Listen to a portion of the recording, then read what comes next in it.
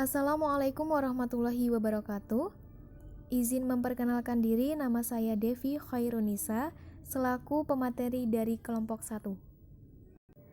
Pada kesempatan kali ini, saya akan mempresentasikan hasil diskusi kelompok kami yang bertema pengertian bimbingan konseling dan hubungannya dengan konseling di sekolah.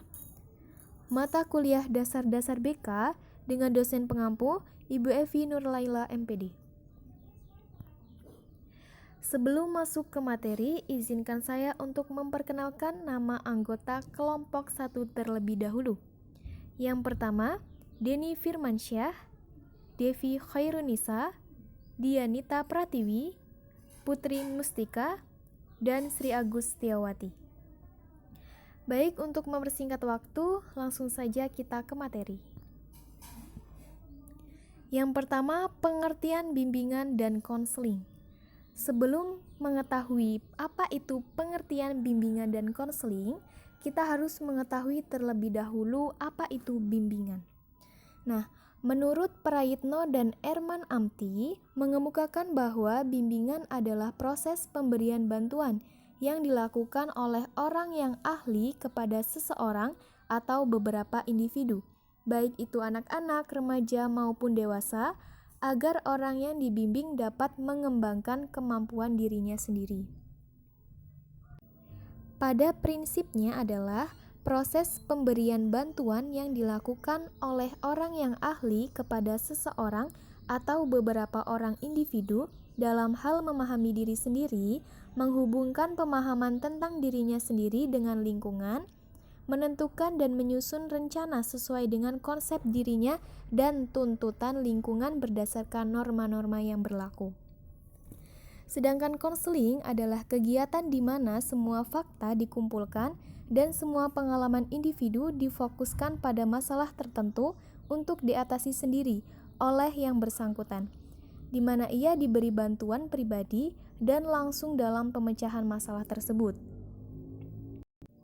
Dapat dipahami bahwa konseling adalah usaha membantu klien secara tatap muka ataupun melalui wawancara oleh seseorang konselor dengan tujuan agar klien dapat mengambil tanggung jawab sendiri terhadap berbagai persoalan atau masalah khusus. Dapat diambil pengertian dari bimbingan dan konseling, yaitu bimbingan dan konseling merupakan serangkaian program layanan yang diberikan kepada peserta didik, remaja maupun dewasa agar mereka mampu berkembang lebih baik. Selanjutnya, hubungan bimbingan dan konseling pada siswa di sekolah. Pendidikan tidak lepas dari kehidupan sekolah untuk peserta didik. Bimbingan konseling dalam pendidikan sebagai satuan pendidikan dalam mencerdaskan emosi dan menggali potensi diri. Kegiatan konseling harus ditingkatkan untuk pendidikan nasional. Konseling ini merupakan alat yang paling penting dalam keseluruhan program bimbingan. Dapat dikatakan bahwa bimbingan dan konseling memiliki hubungan yang erat. Maka dari itu, untuk mencapai tujuan pendidikan yang maksimal, diharuskan adanya bimbingan di sekolah. Meskipun sebagai seorang guru kelas yang juga menjadi guru BK, bimbingan yang dilakukan mungkin juga terjadi secara tidak langsung. Setiap guru tentunya ingin siswanya memperoleh hasil belajar yang memuaskan dan tentunya proses yang dapat membuat siswa memiliki perubahan dalam pembelajaran.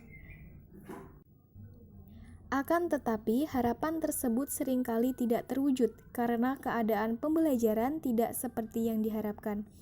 Maka sering mengalami berbagai macam kesulitan dalam belajar. Untuk mengatasi kesulitan pada saat proses pembelajaran, bimbingan dan konseling memberikan layanan. Yang pertama, bimbingan belajar. Yang kedua, bimbingan sosial. Dan yang ketiga, bimbingan dalam mengatasi masalah-masalah pribadi.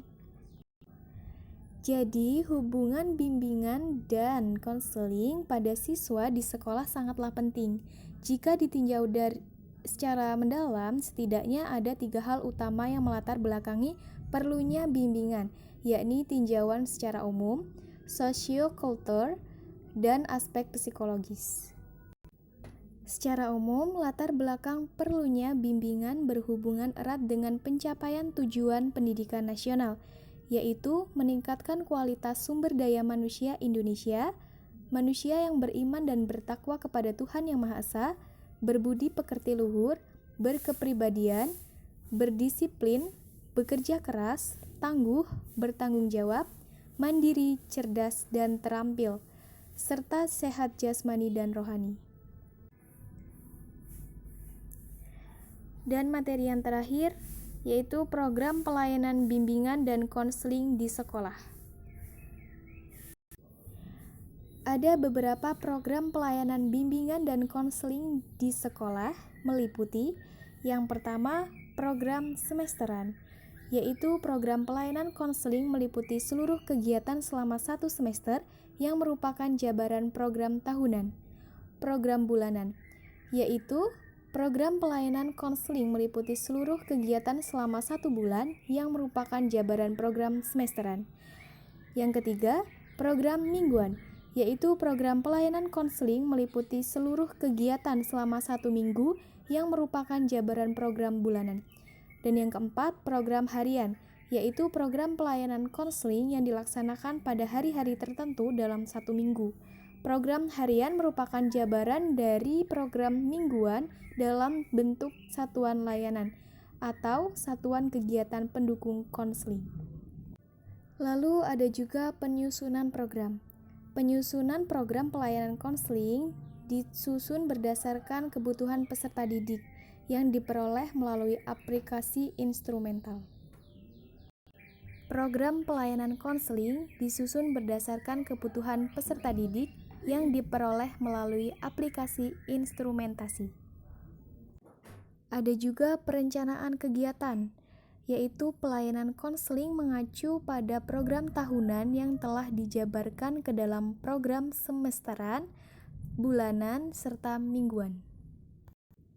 Cara pelaksanaan kegiatan pelayanan konseling meliputi kegiatan tatap muka secara klasikal dengan peserta didik untuk menyelenggarakan layanan informasi dan lain-lain.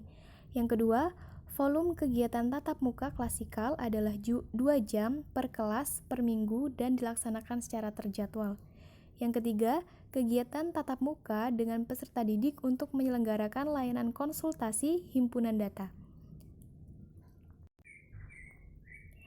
Baik, mungkin itu saja yang dapat saya sampaikan. Apabila ada salah-salah kata dalam saya melakukan presentasi, saya mohon maaf. Saya akhiri. Wabillahi taufiq walhidayah. Wassalamualaikum warahmatullahi wabarakatuh.